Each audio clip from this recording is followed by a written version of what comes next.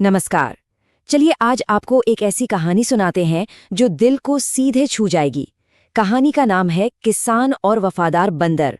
सच्ची दोस्ती की एक ऐसी दास्तां जो हमेशा याद रहेगी। लेकिन कहानी में आगे बढ़ने से पहले जरा एक बात सोचते हैं कि दोस्ती का मतलब, एक सच्ची दोस्ती का असली मतलब होता क्या है। बस यही सवाल हमारी आज की कहानी की जड़ है। तो हमारी कहानी शुरू होती है केशव नगर नाम के एक छोटे से प्यारे से गांव से। यहाँ हरिराम नाम का एक बहुत ही सीधा साधा और मेहनती किसान अपनी पत्नी अर्चना के साथ रहता था। उनके पास कोई बहुत धन दौलत तो नहीं थी, पर हरिराम का दिल सच में सोने का था। एक सुबह की बात है, हरिराम जंगल से गुजर रहा था और तभी उसकी नजर झाड़ियों में पड़े एक बंदर पर पड़ी। बेचारा बहुत बुरी तरह से घायल था, खून निकल रहा था और वो दर्द के मारे तड़प रहा था। हरिराम जैसे ही उसकी मदद के लिए आगे बढ़ा ना कि अचानक पता नहीं कहां से एक साधु वहां प्रकट हो गए। उन्होंने जब हरिराम की आंखों में उस जानवर के लिए दया देखी तो बस एक मंत्र पढ़ा और कमाल हो गया। रंग बिरंगी रोशनी निकली और बंदर के सारे घाव पल भर में भर गए। और यहीं से कहानी ने एक ऐसा मोड़ लिया जिसकी किसी ने कल्पना भी नहीं की होगी। साधु के उस चमत्कार से वो बंदर इंसानों की तरह बोलने लगा। उसने हरिराम से कहा, तुमने मेरी जान बचाई है, अब मैं कहीं नहीं जाऊंगा, तुम्हारा साथी बनकर रहूंगा। हरिराम ने भी उसे प्यार से एक नाम दिया, गोलू।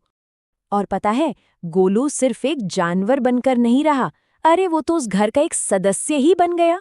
कभी अर्चना के कामों में हाथ बटाता तो कभी खेत में हरिराम की मदद करता, और उसकी नटखट शरारतों से तो घर में हर वक्त हंसी खुशी छाई रहती थी। सब कुछ कितना अच्छा चल रहा था, है ना? पर कहते हैं ना, खुशियों को अक्सर नजर लग जाती है। हरिराम की पत्नी अर्चना एक ऐसी अजीब बीमारी की चपेट में आ गई जिसका नाम तक किसी ने नहीं सुना था, और वैद्य ने तो यहां तक कह दिया कि हालत बहुत नाजुक है। हरिराम ने अपनी पत्नी को बचाने के लिए दिन को दिन और रात को रात नहीं समझा। अपनी जिंदगी भर की जो भी जमा पूंजी थी ना, सब एक एक पैसा, मतलब पूरी 100% बचत इलाज में लगा दी। पर हफ्तों बीत गए और अर्चना की हालत में कोई सुधार नहीं हुआ। जब सारे पैसे खत्म हो गए तो इंसान कहाँ जाता है? अपनों के पास।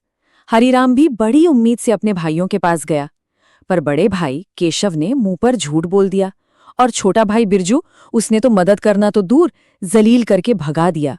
जब अपनों ने ही साथ छोड़ दिया, तब बेचारे हरिराम के पास गांव के उस क्रूर जमींदार के आगे हाथ फैलाने के सिवा कोई रास्ता नहीं बचा था। अब गांव का जो जमींदार था ना, वो था एक नंबर का लालची और मक्कार इंसान। उसकी गिद्ध वाली नजर कब से हरिराम की उस उपजाऊ जमीन पर थी। वो तो बस इसी मौके की ताक में था कि कब हरिराम की किस्मत खराब हो और वो उसकी जमीन पर कब्जा कर ले। तो जमींदार ने कहा, हाँ हाँ मदद करूंगा, लेकिन उसकी शर्तें। अरे वो शर्तें नहीं, वो तो एक जाल था, सीधा साधा जाल। उसने 50% की ऐसी ब्याज दर लगाई जो कोई चुका ही नहीं सकता था, और बदले में हरिराम की 2 बीघा जमीन अपने नाम लिखवा ली।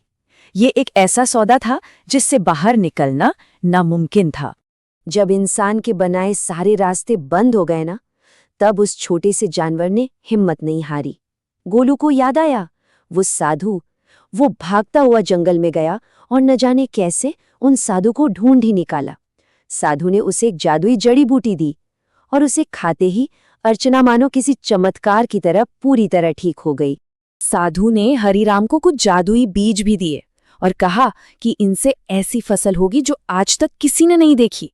पर इस तोहफे के साथ एक बहुत बड़ी शर्त भी जुड़ी थी, और वो शर्त ये थी कि जब तुम्हारी किस्मत फिर से चमके तो इस दौलत का इस्तेमाल अपने लिए नहीं, बल्कि उन बेबस लोगों को आज़ाद कराने में करना जो जमींदार के कर्ज के जाल में फंसे हुए हैं। ये सिर्फ एक मदद नहीं थी, ये एक जिम्मेदारी थी।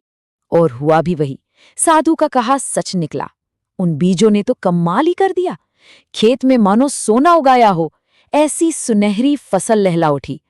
हरिराम की किस्मत ऐसी पलटी कि वो देखते ही देखते गांव का सबसे अमीर किसान बन गया। लेकिन हरिराम और गोलू को अपना वादा याद था।